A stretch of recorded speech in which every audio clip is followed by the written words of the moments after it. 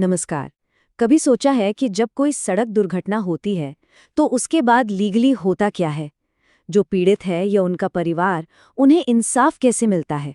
देखिए, motor vehicles act 1988 के तहत मुआवजा यानी कॉम्पेंसेशन ये कोई पॉसिबिलिटी नहीं है, बल्कि एक कानूनी अधिकार है। तो चलिए आज इसी पूरी प्रक्रिया को जरा बारीकी से समझते हैं। आज की हमारी चर्चा में हम मुआवजे के 3 अलग-अलग रास्तों को देखेंगे। फिर समझेंगे कि जो मेन क्लेम होता है उसमें गलती कैसे साबित करनी पड़ती है।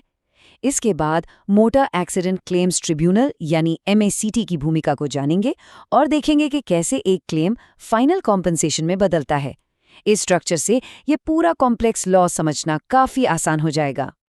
तो सबसे पहले ये जानना जरूरी है कि कानून हमें कॉम्पेंसेशन क्लेम करने के लिए 3 अलग-अलग रास्ते देता है और हम शुरू करेंगे सबसे सीधे और सरल रास्ते से।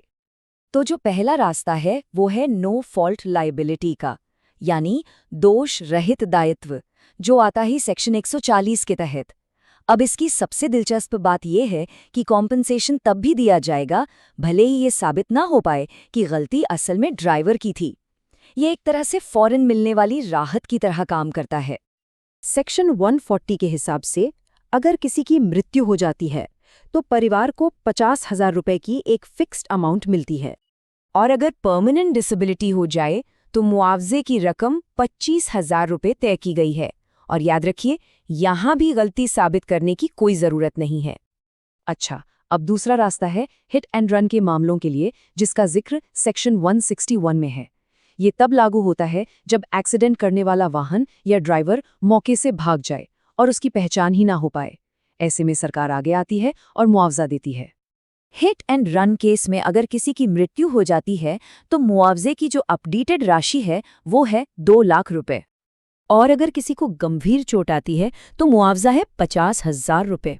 ये सरकार की तरफ से एक बहुत ही जरूरी सोशल सिक्योरिटी मेजर है। चलिए अब इन तीनों को एक साथ रखकर देखते हैं। नो फॉल्ट और हिट एंड रन, इन दोनों में ही लापरवाही साबित करने की जरूरत नहीं है।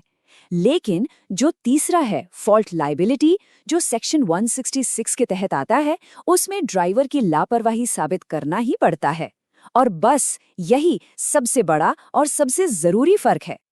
और यही फर्क हमें मुआवजे के सबसे कॉमन और सबसे डिटेल टाइप पर ले आता है, फॉल्ट लायबिलिटी, जो सेक्शन 166 के अंदर आता है। तो यहाँ पर सबसे अहम बात यह है कि पूरा मुआवजा हासिल करने के लिए पीड़ित पक्ष को ये साबित करना ही होगा कि एक्सीडेंट गाड़ी चलाने वाले की लापरवाही मतलब नेग्लिजेंस की वजह से हुआ था। इसमें कॉम्पेंसेशन की कोई फिक्स्ड अपर लिमिट नहीं होती। इस प्रिंसिपल की नींव रखी गई थी मीनू बी मेहता बनाम बालकृष्ण के लैंडमार्क केस में। सुप्रीम कोर्ट ने साफ कर दिया था कि फॉल्ट लायबिलिटी के दावों में नेग्लिजेंस एक जरूरी एलिमेंट है जिसे हर हाल में साबित करना होगा। तो सवाल ये है कि इन दावों की सुनवाई आखिर होती कहाँ है? इसके लिए कानून ने एक स्पेशल बॉडी बनाई है, मोटर एक्सीडेंट क्लेम्स ट्रिब्यूनल, जिसे हम शॉर्ट में MACT कहते हैं। मैक्ट का जो प्रोसेस है उसे हम 3 सिंपल स्टेप्स में समझ सकते हैं। सबसे पहले एक क्लेम पिटिशन फाइल की जाती है, उसके बाद ट्राइब्यूनल दोनों पक्षों की सुनवाई करता है और सुनवाई के बाद एक फाइनल अवार्ड यानी अंतिम अधिनिर्णय दिया जाता है। तो ये दावा कौन-कौन फाइल कर सकता है? सेक्शन 166 के मुताबिक जो व्यक्ति घायल हुआ है वो खुद, या अगर किसी की मृत्यु हो गई है तो उनका परिवार, या जिसकी प्रॉपर्टी को नुकसान पहुंचा है वो, या फिर इन सब के लीगल रिप्रेजेंटेटिव्स, ये सभी मैक्ट में पिटिशन फाइल कर सकते हैं। चलिए अब ये देखते हैं कि ये ट्राइब्यूनल एक क्लेम की सुनवाई से लेकर फाइनल कॉम्पेंसेशन अमाउंट की कैलकुलेशन तक पहुंचता कैसे है। इस पूरी प्रक्रिया को एक सिंपल प्रैक्टिकल एग्जाम्पल से समझते हैं। आइए रोहन की दुर्घटना के केस स्टडी को देखते हैं। तो केस के फैक्ट्स कुछ ऐसे हैं। पीड़ित का नाम है रोहन, उम्र 30 साल, जिनकी महीने की इनकम थी 20,000 रुपए। एक ट्रक ड्राइवर की लापरवाही की वजह से हुए एक्सीडेंट में उनकी मौत हो जाती है।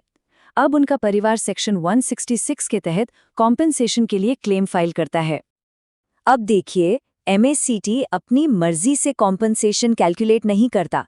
इसके लिए वो 2 बहुत ही जरूरी सुप्रीम कोर्ट केसेस सरला वर्मा बनाम डीटीसी और नेशनल इंश्योरेंस कंपनी बनाम प्रणय सेठी में दिए गए स्टैंडर्ड फॉर्मूलाज का इस्तेमाल करता है।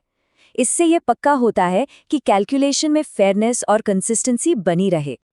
तो इन फॉर्मूलाज को अप्लाई करने के बाद रोहन के केस में ट्राइब्यूनल लगभग 18 लाख रुपए प्लस इंटरेस्ट का फाइनल अवार्ड देता है। इससे साफ पता चलता है कि फॉल्ट लायबिलिटी के तहत मिलने वाला मुआवजा फिक्स्ड अमाउंट वाले केसेस से कितना ज्यादा हो सकता है। अच्छा, फाइनल अवार्ड के बाद भी कुछ जरूरी कदम होते हैं। सेक्शन 17A(1) के तहत ट्रिब्यूनल एप्लीकेशन फाइल करने की तारीख से मुआवजे पर ब्याज भी लगा सकता है। और हाँ, अगर कोई भी पार्टी फैसले से खुश नहीं है तो वो सेक्शन 17(3) के तहत 90 दिनों के अंदर हाई कोर्ट में अपील कर सकती है। तो चलिए अब उन मेन पॉइंट्स पर फोकस करते हैं जो एग्जाम के पॉइंट ऑफ व्यू से बहुत ज्यादा इंपॉर्टेंट है। एग्जाम के लिए इन बातों को जरूर याद रखना है। पहली, MACT की प्रोसीजर सेक्शन 169 तेज होती है और उस पर कोर्ट के सख्त नियम लागू नहीं होते। दूसरी, नो फॉल्ट सेक्शन 140 और हिट एंड रन सेक्शन 161 के लिए जो फिक्स्ड कंपनसेशन अमाउंट है उसे अच्छे से याद कर लीजिए। और तीसरी और सबसे क्रूशल बात, फॉल्ट लायबिलिटी के लिए ये 4 केस लॉज सरला वर्मा, प्रणय सेठी, मिनू बी मेहता और गुजरात SRTC ये बहुत ही ज्यादा जरूरी हैं। और जाते जाते एक सवाल जिस पर सोचना जरूरी है, अगर हिट एंड रन केस में सरकार को पैसा देना पड़ता है तो ये हादसों के सोशल रिस्क को पूरे समाज में कैसे बांटता है? ये सवाल हमें इस कानून के गहरे सामाजिक असर के बारे में सोचने पर मजबूर करता है। इस पर जरूर सोचिएगा। उम्मीद है कि एनालिसिस उपयोगी लगा होगा। धन्यवाद।